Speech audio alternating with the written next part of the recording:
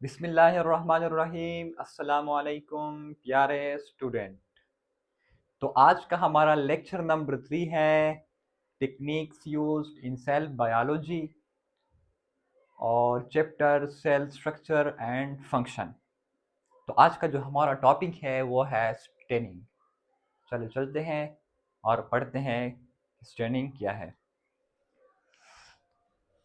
Staining, इसके meaning से भी हमें पता चलता है कि स्टेनिंग क्या है। स्टेनिंग का मतलब ये है कलराइजेशन और डाई। मतलब ये हुआ कि अगर हमारे पास एक ऐसा ऑब्जेक्ट है, एक ऐसा स्ट्रक्चर है, एक ऐसा सेल है या टिश्यू है जो कि वो ट्रांसपेरेंट है, शफाफ है। मतलब ये कि अगर मैं एक ऑब्जेक्ट लेता हूँ, उस पर मैं लाइट पास करता हूँ, वो लाइट ना उनसे रिफ्लेक्ट होता है ना एब्जॉर्ब होता है, बल्कि यहाँ से टकराकर यहाँ से निकलता है। तो इसको हम क्या कहते हैं? ट्रांसपेरेंट। जिस तरह इसका बेस्ट एग्जांपल है वाटर। अगर आप वाटर को लो और उस पर लाइट पास करो तो वो लाइट उससे उन पे पास हो जाती है। लेकिन अगर इस चीज़ को देखा जाए, इस कलर को, जो मैंने यहाँ पर सिंपल लिखा हुआ है, इसका कलर ग्रीन है। ये सब कलर को एब्जॉर्ब करके फिर ग्रीन कलर आपकी तरफ रिफ्लेक्ट करता है। इस वजह से ये ट्रांसपेरेंट नहीं है। तो चलो आते हैं। स्टेनिंग मीन्स कलराइजेशन और डाई। स्टेनिंग का मतलब ये है कि कलर या डाई।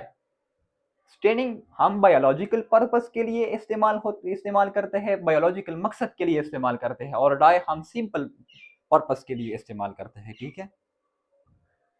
उसका डिफिनीशन क्या है? वो प्रोसेस जिसमें सेल या टिश्यू को क्या बने? विजिबल बनाए, ताकि उसको हम इजीली स्टडी करें। तो हम उसको क्या कहते हैं? उस प्रोसेस को स्टेनिंग प्रोसेस कहते हैं। इसके इंपॉर्टेंस में भी ये लिखा हुआ है कि अगर एक स्पीशीज है या स्पेसिमन है या बायोलॉजिकल स्ट्रक्चर है।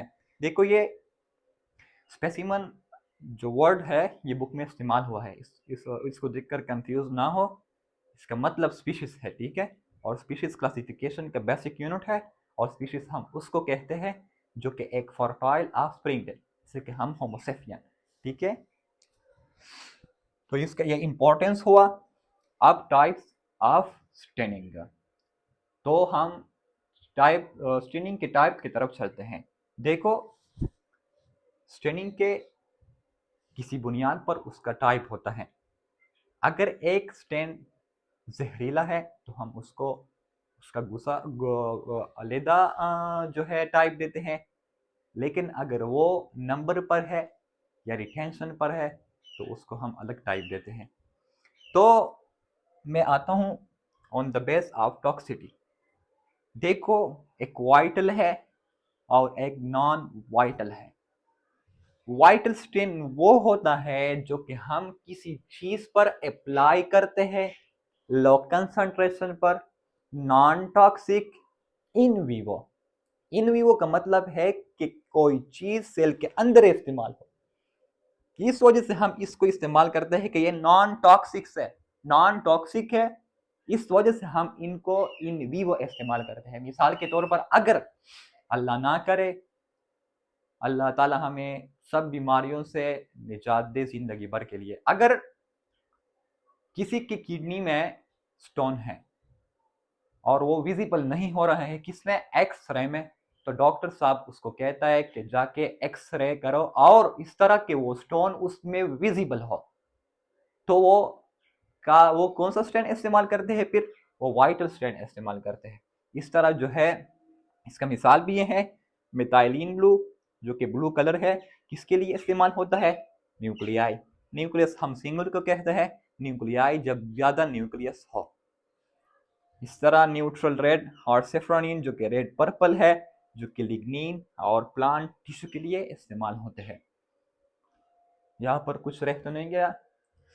हाँ, यहाँ पर मैंने ये लिखा हुआ है सेल और टिश्यू। इससे पहले मैंने ये लेक्चर की थी, लेकिन जब मैंने लेक्चर खत्म की तो वीडियो ना शुरू नहीं हुई थी, जिस वजह से ये पहले से मैंने लिखा हुआ है, ठीक है। तो अगर सेल हो या टिश्यू हो, अगर वो विजिबल ना है, वो ट्रांसपेरेंट है, उसको विजिबल बनाने के लिए हम जो प्रोसेस इस्तेमाल करते हैं उस पर हम डाई डालते हैं, फिर इस चीज को हम क्या करते हैं, विजिबल बनाते हैं। तो उस प्रोसेस को हम क्या कहते हैं, आप भी बोले मेरे साथ, स्टेनिंग कहते हैं। On the basis of toxicity तो हमने पढ़ाया। अब आते हैं on the base of number.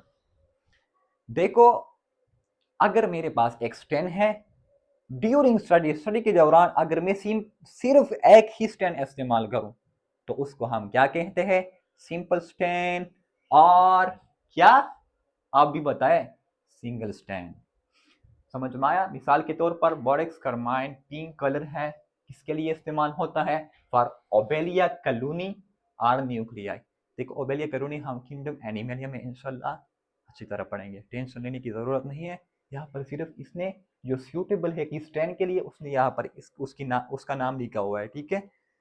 तो हर एक एक पॉइंट में पढ़ाऊंगा, लेकिन ये बाद में आएंगे, ठीक है। तो दूसरा जो है वो डबल स्टैंड और डिफरेंशियल स्टैंडिंग। तो मैं डबल स्टैंड और डिफरेंशियल स्टैंडिंग समझाता हूँ। डिफरेंशियल जो लफ्ज है, ये वर्ड जो है, इसको याद रखे, ये इंशाल्लाह आगे आपको जो है फायदा देगा, ये आगे गालिबन इस्तेमाल हुआ है। तो अगर मैं दो स्टैंड है मेरे पास, एक ये है और एक ये है, मैं इस स्टैंड को इस्तेमाल करता हूं किसके लिए, न्यूक्लियस के लिए, और इस स्टैंड को मैं इस्तेमाल करता हूं किसके लिए, साइटोप्लाज्म के लिए। अगर मैं दोनों साइमल्टेनियसली इस्तेमाल करूं, एक ही वक्त पर मैं इनको इस्तेमाल करूं, तो इन स्टैंड को मैं हम क्या कहते हैं, डबल स्टेनिंग और डिफरेंशियल स्टेनिंग।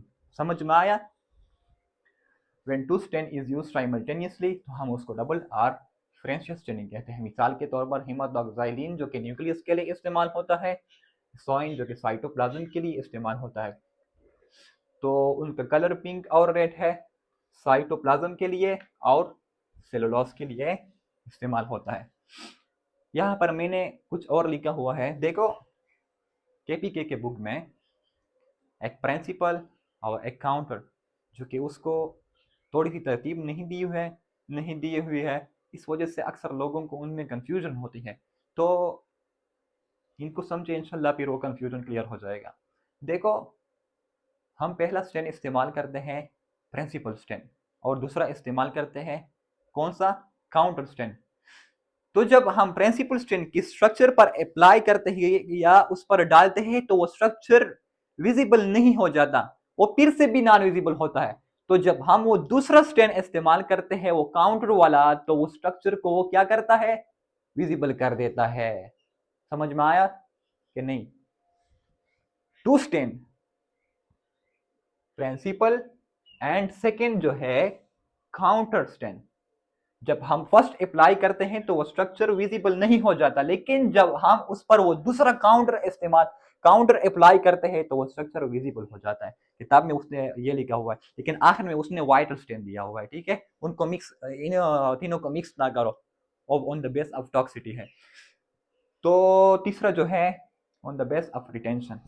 देखो, एक परमानेंट है और एक टेम्पररी है। हम भी टेम्पररी है विद रिस्पेक्ट, विद रिलेटिव दुनिया में हम क्या है, टेम्पररी है। हम यहाँ पर परमानेंट नहीं है, हम यहाँ से जाने वाले हैं, तो वो दुनिया जो होगी वो परमानेंट होगी। तो चलो चलते हैं यहाँ पर on the base of retention. देखो, अगर आपके पास मिसाल के तौर पर एक ऑब्जेक्ट है, आप चाहते हैं कि मैं इन पर एक प्रोजेक्ट करूं ताकि वो फिर मैं फिर से उस डाई को मिटा सकूं, तो हम क्या इस्तेमाल करते हैं, टेम्पररी। लेकिन अगर आप चाहते हैं कि नहीं, हमेशा के लिए जो मैं उस पर वो स्टैंड इस्तेमाल करूं, जब भी मेरा मन हो कि मैं उसे स्टडी करूं, तो आप कौन सा इस्तेमाल करते हैं, परमानेंट। तो एनालिन ब्लू, ब्लू कलर है, यहाँ पर मैंने परमानेंट लिखा हुआ है, ठीक है। इनको याद रखे, ये एमसीक्यूज में काम आएगा।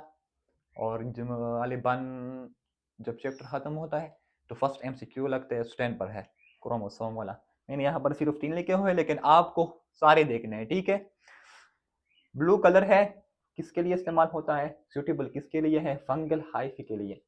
इस तरह ये भी है बोरेक्स कार्बाइन, पिंक कलर है, और बेलिया कलोनी। देखो ये हम किंगडम एनिमलिया में पढ़ेंगे, मैंने बताया, ठीक है, सल्ला की तरह पढ़ेंगे, टेंशन ना लो। और न्यूक्लियाई के लिए इस तरह से फ्लोरीन है, रेड पर्पल कलर है लिग्निन के लिए, प्लांट के लिए और टिश्यू के लिए। टेम्परेरी है इनलिन सल्फेट, येलो कलर है, लिग्निन के लिए इस्तेमाल होता है। लिग्निन जो है वो प्लांट को हार्डनेस रिजिडिटी देता है, ठीक है, सिलवाल में हम पढ़ेंगे। एक चीज भी नहीं छोड़ेंगे यार, एक चीज भी नहीं छोड़ेंगे, सब क्लियर कराएंगे, एक एक पॉइंट क्लियर कराएंगे। आयोडीन सोल्यूशन ब्लू ब्लैक और स्टार्च के लिए इस्तेमाल होता है। स्टार्च और ग्लाइकोजन आप जानते हैं, नहीं जानते हैं, आएंगे, सब आएंगे इंशाल्लाह। अस्सलाम।